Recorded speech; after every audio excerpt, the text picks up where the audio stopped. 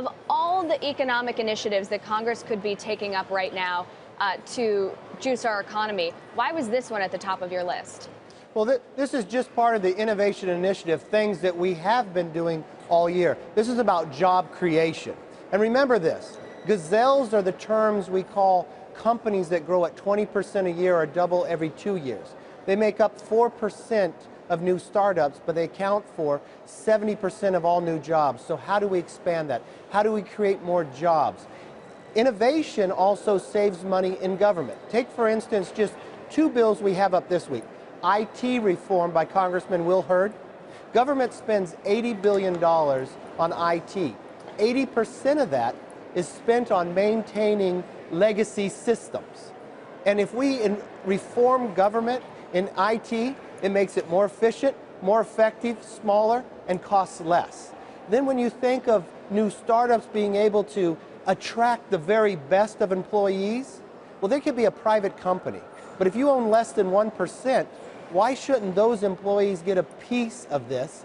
But taxes make them not wanting this. So tax deferring until they go public or 7 years gives them the option to have ownership and attract more people and have a piece of the pie.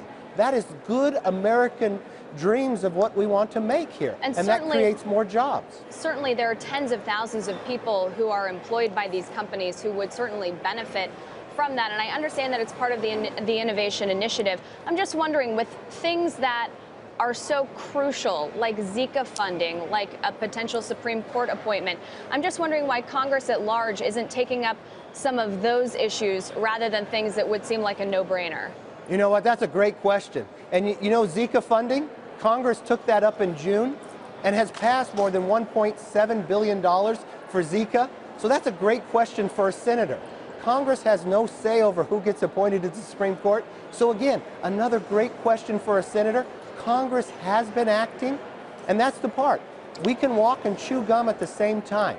And if we want to create jobs, growth will solve so many problems in America.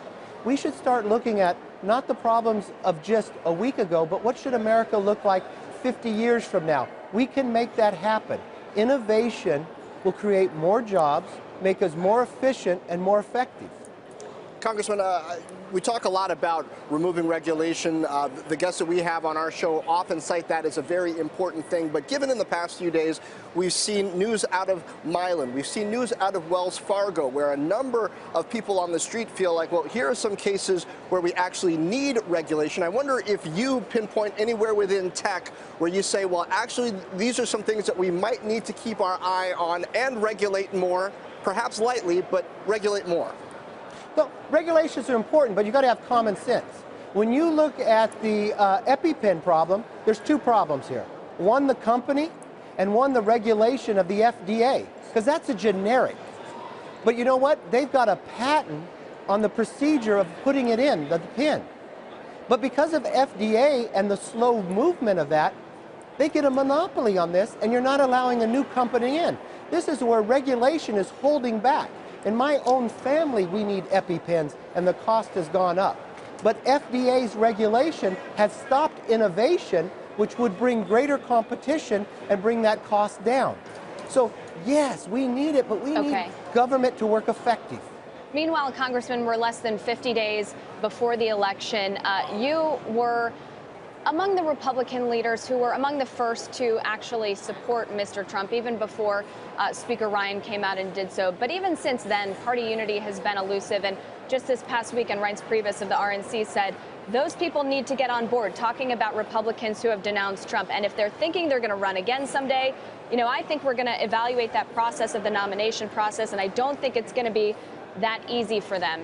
You've said that there's a better way for the party to unite than by punishing Republicans. What is it, and why hasn't it been tried yet?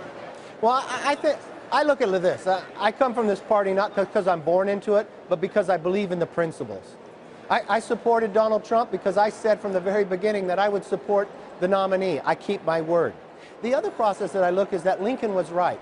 A house divided cannot stand. I believe people unite around ideas. The presidential campaign should be about a vision. And that's why in the House we have a better way. Tax reform, new health care, poverty. We've had 5 decades of a war on poverty that has just locked generations into poverty. A new foreign policy. That's what a debate about a presidency should be about, and not about personalities. So you know, the things that I can affect are ideas.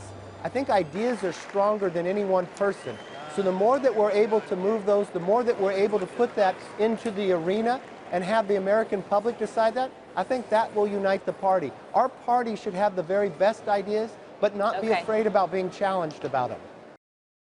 Hey CNBC fans, thanks for checking out our YouTube channel. Here you're going to find videos packed with all of the information that you need to be smarter about your finances. You can subscribe by clicking right here and click on all the videos around me or the eye right here to watch the latest from CNBC. Thanks for watching.